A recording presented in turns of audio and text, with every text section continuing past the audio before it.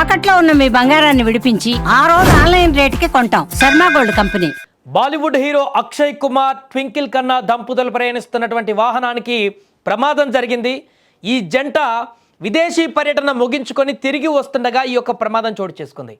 Airport నుంచి Mumbai జుహువాలోని Mukteshwar road సమీపానికి వారు రాగానే వేగంగా వచ్చినటువంటి ఒక మెర్సిడెస్ కారు ముందు వెళ్తున్నటువంటి ఆటోను ఢీకొట్టింది. ఆ వేగానికి ఆటో అదుపు తప్పి అక్షయ్ కుమార్ భద్రతా సిబ్బంది ప్రయాణిస్తున్నటువంటి ఇన్నోవా వాహనాన్ని ఢీకొట్టింది.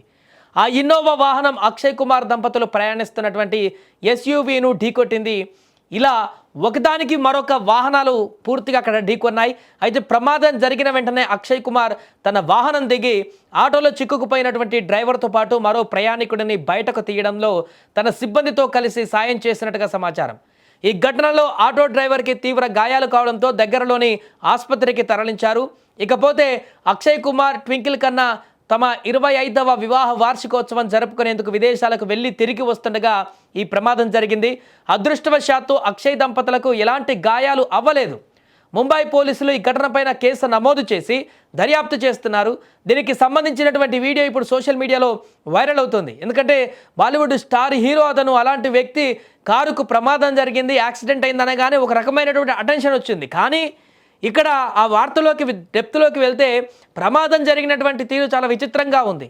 ఒక వాహనం ఆటోను ఢీకొంటే ఆ ఆటో వెళ్ళి అక్షయ్ కుమార్ కాన్వాయ్లో సెక్యూరిటీ కాన్వాయ్ వాహనాన్ని ఢీకొంటే ఆ వాహనం మళ్ళీ వెనక నుంచి వస్తున్న అక్షయ్ కుమార్ వాహనాన్ని ఢీకొట్టడం, ఇలా వరుస ఒకదానికొకటి వెహికల్స్ సంబంధం లేకుండా జరిగినటువంటి ప్రమాదాలు ఆ రోడ్డును మొత్తం కూడా పూర్తిగా దిగ్బంధించినట్టుగా మారింది.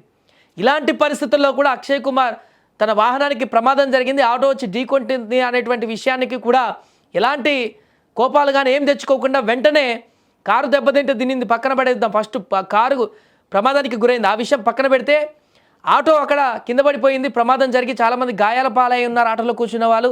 వారిని వెంటనే కాపాడాలని చెప్పేసి అక్షయ్ కుమార్ ఆ కారులో నుంచి దిగి సెక్యూరిటీ సిబ్బందితో పాటుగా అందరినీ, ఆటోలో ఉన్నటువంటి వారందరినీ కూడా లేపి వారిని అక్కడ ఎవరికి ఏం గాయాలని చూసి వారిని హాస్పిటల్కి పంపించేటువంటి ప్రయత్నం చేశారు.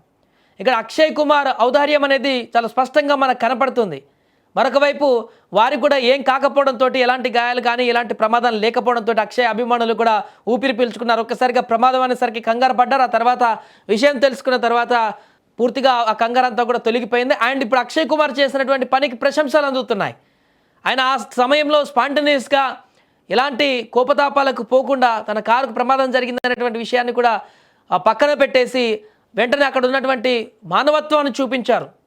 ఇంకే వేరే ఆలోచించకుండా వెంటనే అక్కడ గాయాలు కింద పడినటువంటి వారిని లేపడానికి వెళ్ళారు. చూసారా, అది చాలు.